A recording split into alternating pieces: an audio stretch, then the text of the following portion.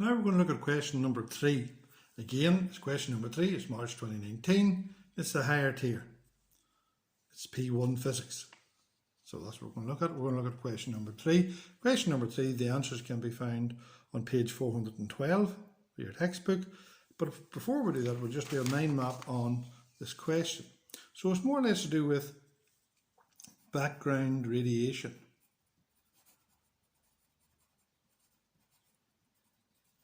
And background radiation is radiation that comes from sources that are around us. And there's more or less 2 sources.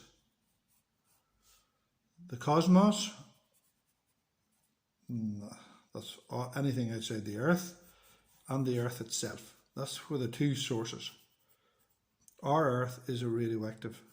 So that's where the background radiation comes from. It comes from the cosmos and it comes from outer space. Oh, sorry, the cosmos is outer space and it comes from the Earth. So background radiation, how do you detect radiation? So let's have a quick look at how you detect it. So you detect it using a GM tube, Geiger-Müller tube, and the Geiger-Müller tube counts the disintegrations. And usually it's counted in becquerels after Henri Becquerel. 1 count per second is 1 becquerel, 1 count per second. So this background radiation, so how do you find the true count rate? Well, the true count rate is equal to the count rate minus the background count rate.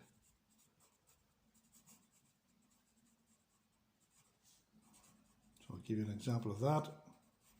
Saying, for example, we turn on the GM tube and it gives a reading of 20 becquerel with no radioactive source near it. So then we take the Geiger-Müller tube and there's the radioactive source, and it now reads 55 becquerel. Well, what's the radioactivity of the source? Well, this has got 35 becquerel because it'll be 55 take away 20 is 35. That's due to the source. And remember that there is always, and that's due to always 20 due to the background. Again, you may see this in the likes of Top Gear and all. You shouldn't be next to near this radioactive stuff. So in other words, how do you avoid it? Well, you're under 16, you shouldn't be near it anyway. But protective clothing,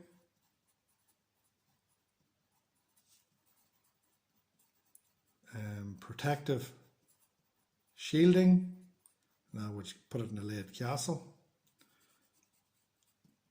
hold it with tongs, and now it is little time. Don't be in the presence of this for a long time. So that's more or less, that summarises that whole thing up. There's your mind map. So we're going to look at the question. Now again, this is one of the questions where you have to use capital letters, full stops, proper sentences. And you only get that by practicing it. There are 3 lines, you should try to fill the 3 lines. You shouldn't be going over the 3 lines, you shouldn't be going under the 3 lines. So this is what you should be looking for. So we're going to, in this, write an account of background radioactivity and the precautions taken when working with radioactive sources. In this question, you will be assessed on your written communication skills, including the use of specialist scientific terms. Use the language of the discipline. Your account should, what background radioactivity is? It's an activity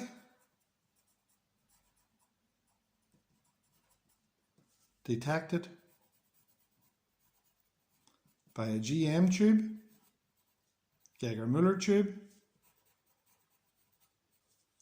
whenever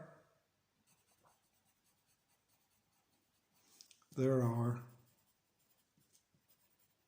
no radioactive sources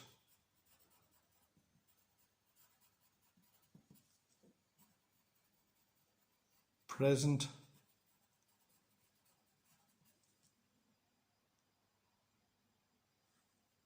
full stop. Now, two major sources. Well, radioactivity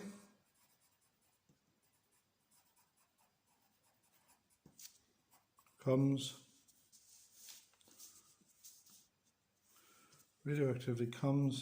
from the cosmos, and the cosmos is anything outside the Earth. It is also found to come from rocks on the planet Earth. So there we've covered the two places that we really know may come from soil. How background radioactivity is taken into account? Well, the true count rate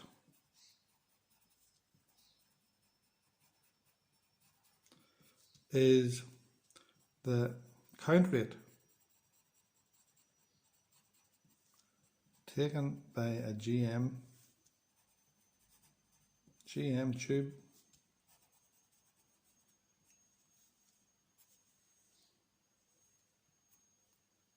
minus the background count rate.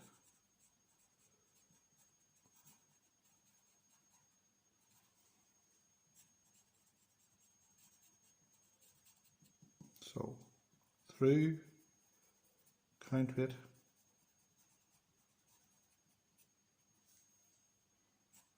equals count rate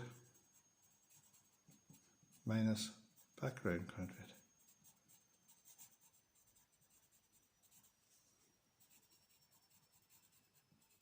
Two precautions.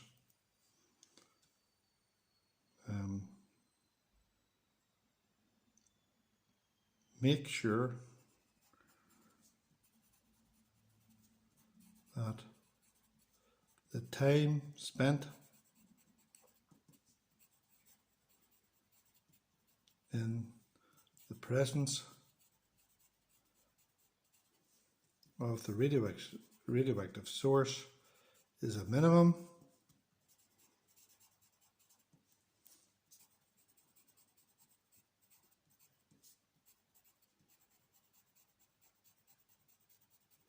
and wear protective clothing at all times.